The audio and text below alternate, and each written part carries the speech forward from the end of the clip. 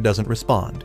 He walks up to her and asks why is she giving him the cold shoulder when he looks around and realizes that he is surrounded by the dolls. He thinks that Chucky cloned herself, but the real one comes from behind smacking him on the head, claiming that these dolls are the official mascots of the school, and her cyberkinesis abilities lets her control these dolls, while her real body is in her dorm, sipping coffee and watching Boku no Pico in 4K. Aori doesn't judge people based on the things that they watch and asks Chucky to train him, and she immediately gets interested as she has been wanting to have a match with him ever since he came into the academy. They soon hit the training ground, where she makes Imo carry a huge doll inside and places it on the floor. She then tells Imo that he needs to be here as a referee for them, before starting the fight. At first, Aori laughs, claiming that he will have trouble hitting such an adorable-looking Chucky doll. But without any warnings, Chucky smacks him in the face before raining down a barrage of blows on him from multiple angles. Imo tells Aori not to take it too easily,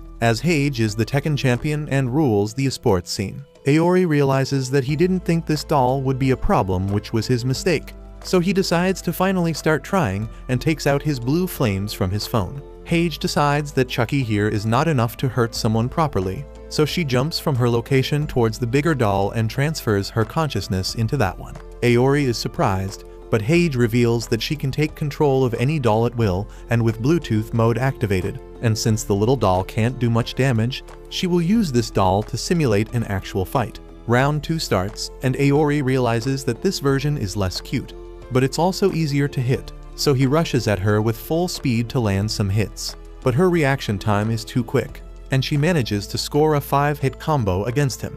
Aori is confused, as it feels like she is reacting to his attacks before he even starts attacking.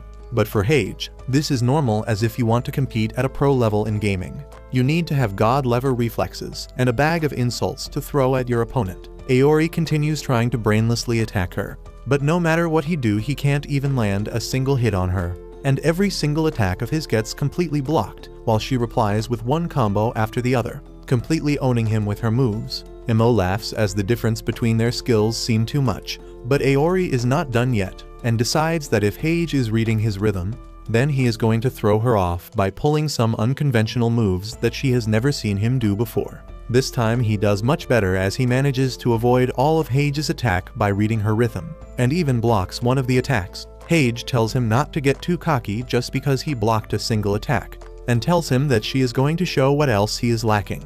With that, she becomes Iron Man and uses a pink laser blast to completely knock Aori out. Hage celebrates, while Aori tries to get up on his feet and acknowledges that Hage is totally cool and asks whether she could become his teacher so he can learn how to fight. Sometime later, he decides to head down to take a bath, wondering what the actual Hage looks like, and in his mind, he imagines a sweaty neck bearded Discord mod with nothing but some moisturizer and a bunch of tissues in his room.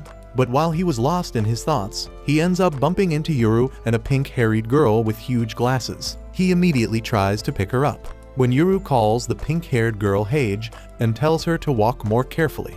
It takes a while for Aori to connect the dots, and he realizes that this cute girl is actually the sweaty gamer that he made his master. He immediately tries to talk to her, but Hage runs away, only to come back as a doll and smacks Aori in the head, telling him to walk more carefully. He is shocked to see the complete 180 that she just pulled, but Yuru simply laughs, claiming that the real Hage and her gaming personas are two completely different things, and that she is a complete shut-in. Hage proudly claims that with energy drinks, a good PC with loads of RAM that she hoarded before the price surge and online shopping, she doesn't need anything more, and her room in itself is a sanctuary for her. Aori was going to ask about when can they fight again, when he gets a notification and checks it to see that Zaki has sent them a message about a strategy meeting to deal with Sad Boy, now known simply as K, and figure out how to destroy him. All the students of his class 1B immediately assemble at the room, where Zaki and Kiko start explaining that they are deciding on an all-out war against K and to exercise him no matter what. He claims that there have been 2 previous missions to deal with K, but both of them failed, and most of the students who participated in the hunt ended up dead, because K pulled a new move which none of them were expecting. He claims that this time they are going to attack in number, and no matter the cost they will deal with him. Aori gets all fired up, claiming that this time K will pay for all that he has done, but Zaki simply laughs, claiming that they are not going to be a part of this hunting party. Aori is shocked, while Emo explains that the first-year students are not allowed to get involved in fights against high-level or the extreme-level ghost accounts like the Sad Boy K account. Zaki claims that they are not even allowed to deal with mid-level spirits on their own and must have a senior with them in such cases. Aori is beyond frustrated and claims that he is not going to let his chance for revenge slip by, and he doesn't care even if they expel him, but he is going to take part in the hunt one way or another. Cuckoo suddenly remembers that there is an exception to that rule, as if there is a student whose cyberkinesis abilities are very important for the mission they can fight, or if a student proves himself in front of others sufficiently enough that they all acknowledge his strength. Aori immediately asks how the hell can he prove himself. Zaki replies that there is a battle between Class A and B every term, and that competition is the main way to showcase their skills and strength. And since the hunt for K is going to start after 2 months, they still have time to prove themselves. Aori gets fired up and starts training like crazy from the very next day as he runs through the forest alongside Emo when suddenly one of the dummy monsters appear in front of him. Thankfully, Emo was quick enough and uses his cyberkinesis, which specializes in defense, to create a wall in front of them which blocks the attack. They soon start running through the forests once again, trying to lose the monster behind them, when Ren catches up to them and orders them to split near the big tree. He also tells Yuru and Cuckoo about the best positions they should be in, and soon enough, he has all of them in the exact position he wants them to be, with the 3 monsters captured and surrounded in between them. Aori is shocked by the amazing strategy that Ren was able to come up with on the fly, and Hage tells him that Ren is the brain of the class and his abilities are like having a CCTV camera, as he can see whatever is happening at all points, which makes him make the best decisions to turn the fight in their favor. Once the monsters were surrounded, they all make quick work of them, completely destroying them one by one. Zaki and Kiko emerge from the bushes, claiming that they all seem to be in much better form than they ever were, and Ren attributes it to the addition of Aori, as they now have another strong attacker in their team. Cuckoo mentions, though, that he is burning through his energy too quickly, and that his attacks are not efficient enough, which will cause him to get tired in the real fight. Aori takes all the advice to heart and goes out in the evening to train on his own, practicing his abilities and increasing his agility. But soon he realizes that he is at his limit. As he falls, though, another pink-haired student with weird-ass teeth grabs him and introduces himself as Suru. He pretends to feel for Aori while he tells him about his sister who was killed by K.